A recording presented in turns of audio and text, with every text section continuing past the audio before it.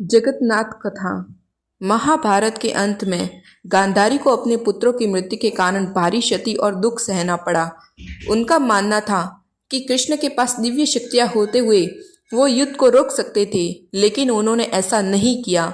इसलिए उन्होंने कृष्ण को श्राप दिया कि उनके यदुवंश को 36 साल बाद एक दूसरे को मारकर विनाश का सामना करना पड़ेगा और द्वारिका नगरी समुद्र में डूब जाएगी। 36 साल बाद यदुवंशियों का विनाश हो गया और द्वारिका समुद्र में डूब गई। एक दिन भगवान कृष्ण नदी किनारे पेड़ के नीचे लेटे हुए थे। उसी समय जरा नामक शिकारी जंगल में आया और वो श्री कृष्ण के पैरों को हिरण समझकर एक घातक बाण चला दिया। जब उसने देखा बाण हिरण को नहीं बल्कि स्वयं श्री कृष्ण के पैर में लगाए, तब उसे बहुत दुख हुआ और पश्चाताप हुआ और उसने भगवान से कहा, प्रभु, मुझसे बहुत बड़ा पाप हुआ है और आप मुझे मृत्यु दंड दे दे। तब श्री कृष्ण ने कहा, जरा, तुमने कोई पाप नहीं किया। त्रेता युग में तुम वानरराज बाली थे। पेड़ के नीचे चिपकर तुम्हारा वध मैंने किया, इसलिए मेरी मृत्यु तुम्हारे हाथों ही लिखी थी। इतना कहकर श्री कृष्ण भौतिक दुनिया से विदा हो गए। दुखी होकर जरा अर्जुन के पास गया और उन्होंने सब कुछ बताया। तब अर्जुन ने दुख दुख के साथ श्री कृष्ण का अंतिम संस्कार किया। उनका शरीर राख में बदल गया, परंतु उनका हृदय जीवंत था। अर्जुन ने हृदय को एक लकड़ी के तख्ते पर रख दिया और नदी में प्रवाहित कर दिया। हृदय नदी में तैरता रहा और अंत में ओडिशा की नदी में जा पहुंचा, जहां एक आदिवासी समूह ने श्री कृष्ण के हृदय को पाया। उस हृदय में दिव्य चमक निकल रही थी।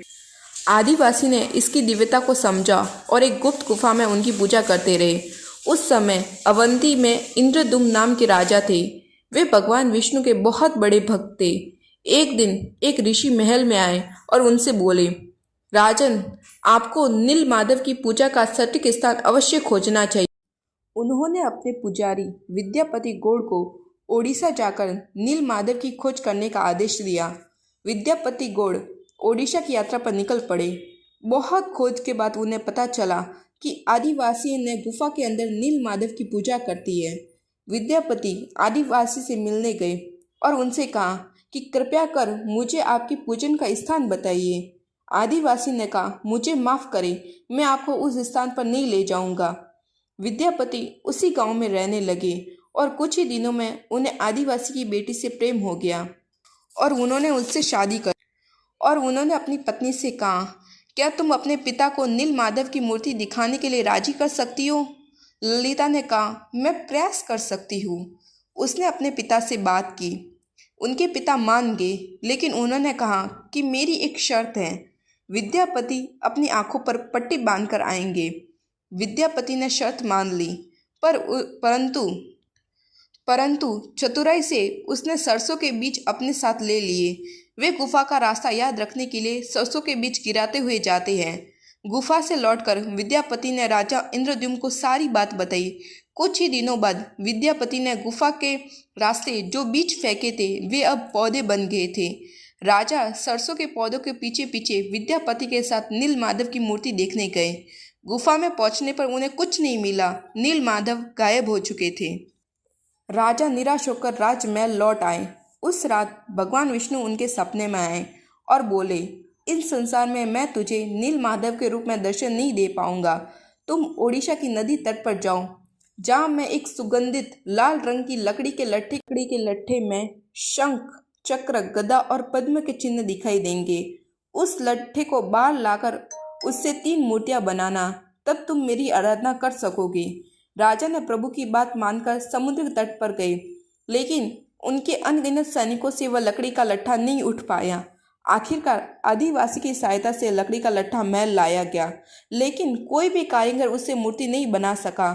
तब भगवान विष्णु फिर राजा के सपने में आए और कहा, आप दीप शिल्पी विश्वकर्मा की आराधना कर उनसे कहें कि वे अवश्य ये कार्य पूरा कर देंगे।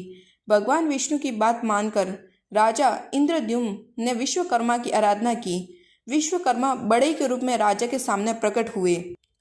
उन्होंने राजा से कहा, मैं लकड़ी के लट्ठे से मूर्ति अवश्य तैयार कर दूंगा, परंतु मेरी कुछ शर्तें हैं। मैं 21 दिन बंद कमरे में भगवान विष्णु की मूर्ति बनाऊंगा। उस समय मुझे अकेले रहना होगा। अगर 21 दिन में किसी ने मेरा दरवाज़ा खोला तो मैं मूर्तियों को उसी अवस्था में छोड़कर चला जाऊंगा। राजा ने उनकी शर्तें मान ली। विश्वकर्मा ने दरवाज़ा बंद कर लिया। लोगों को केवल आरी, चीनी और औजारों की आवाज़ें सुनाई दे रही थी। 15 दिन बाद जब कोई आवाज़ सुनाई नहीं दी, तब रानी गुंडीचा चिंतित हो गई और वो बोली कि हमें दरवाज़ा खोल देना चाहिए। रानी गुंडीचा ने दरवाज़ा खोलने की जिद की। अंत में दरवाज़ा खोला गया, जिससे पता चला कि बूढ़े बढ़ई के रूप में भगवान विश्वकर्मा अधूरी मूर्ति छोड़कर गायब हो गए। राजा को भगवान विश्वकर्मा की बात न मानने पर दुख हुआ, इसलिए भगवान जगन्नाथ के हाथ और पैर अधूरे हैं। जब राजा मूर्ति के समीप जाते हैं तो उन्हें हृदय के धड़कने की आवाज़ सुनाई देती है। तब उन्हें ज्ञात हो जाता है कि इस मूर्ति में भगवान श्री कृष्ण का हृदय विराजमान है। राजा इंद्रद्युम्न ने इन मूर्तियों की स्थापना की, जिन्हें आज हम भगवान जगन्नाथ, बलराम व देवी सुभद्रा के रूप में जगन्नाथपुरी में पूजा पाते हैं। भगवान जगन्नाथ को दुनिया में एकमात्र जीवित देवता के रूप में माना जाता है। अंत में जय जगन्नाथ लिखना मत भूलना। दोस्तों, ऐसे ही रोचक तथ्य जानने के लिए इस चैनल को लाइक, शेयर और सब्सक्राइब करें।